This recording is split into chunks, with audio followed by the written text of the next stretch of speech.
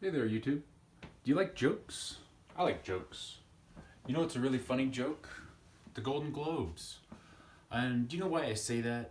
Well, I mean, it seems pretty, unobvious, I guess, for me to kind of criticize Ricky Gervais and the Golden Globes. But I mean, no one likes or watches the Golden Globes anyway. There's a bunch of rich people giving each other pats on the back and helping each other out. So who cares? These people can't act anymore. And like he has, I think one of the truthful things he has said is that the better actors have gone to Netflix.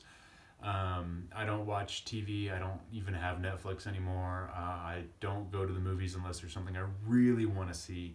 Um, like he was saying, I don't go to the movies because, like, even movies like Star Wars, like, I just don't.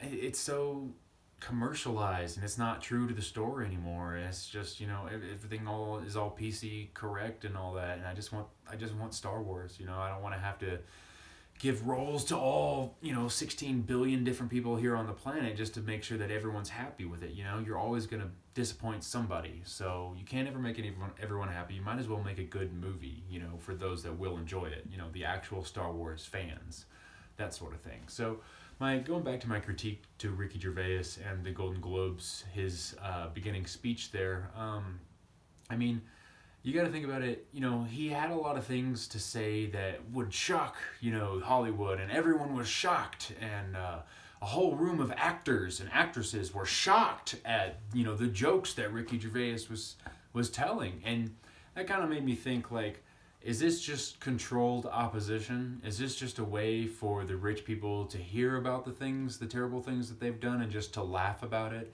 and to forget it until next year and then just to laugh about it again? Because that's kind of how I feel. I mean, they probably knowing Ricky Gervais is probably going to come up there and say some risque, shocking things. And he may have already, they could have colluded, beforehand, because they're all friends with each other. You people, they all hang out together. They're all in it with each other, and I'm pretty sure they had some idea that those kinds of jokes were going to be, said during the Golden Globes. So I can't look at, like, Tom Hanks's reaction and think, yeah, he had the expression like, man, I can't believe he actually said that. And it's just like, I don't believe you, dude. You're an actor and you're trying to put on a show for TV because there are cameramen walking around all over the place, and so they know when they have a camera on them. They're used to that. And so they're used to acting out in public. And so while I think the jokes that Ricky Gervais said, and while I found them funny, and I thought it was very interesting for him to have said some of the things that he did, especially like the Epstein quote, and even a joke about Harvey Weinstein. Those, I think, kind of put the word out there, and that there are pedophiles among us, like in Hollywood, in the higher up 1%. Like, they are there. Pedophiles exist, and they have probably existed for a very long time. It's a human disease, essentially, as far as I'm concerned.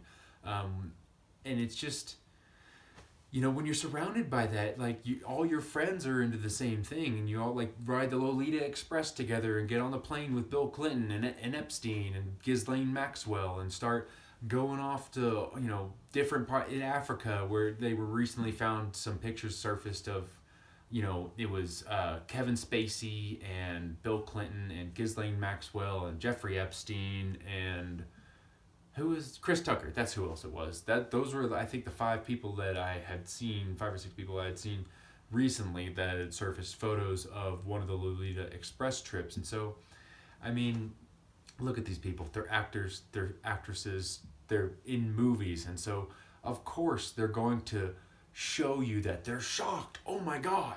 Oh my God! Ricky said something shocking. In the past 4 years, 5 years, we wouldn't have expected that. Now, would have we? Come on, come on.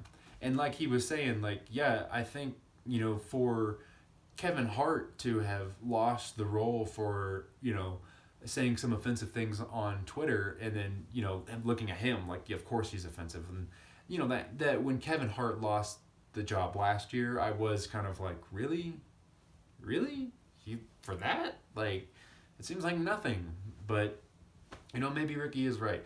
Maybe the Hollywood publishers are very racist. When the camera panned out to the entire room, it was pretty white.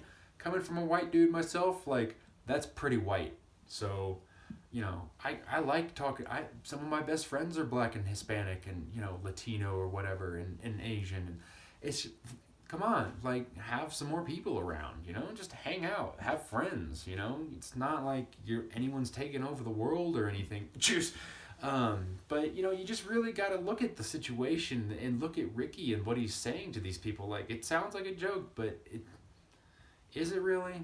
I mean, it's just like being told in your face, like, you did that thing, and everyone's going, haha, I did that thing, and there's no punishment. I guarantee you, if Ricky isn't punished for the things that he said, this thing was probably all premeditated anyway. So think about it, YouTube. Please like, share, and subscribe if I can speak right. God.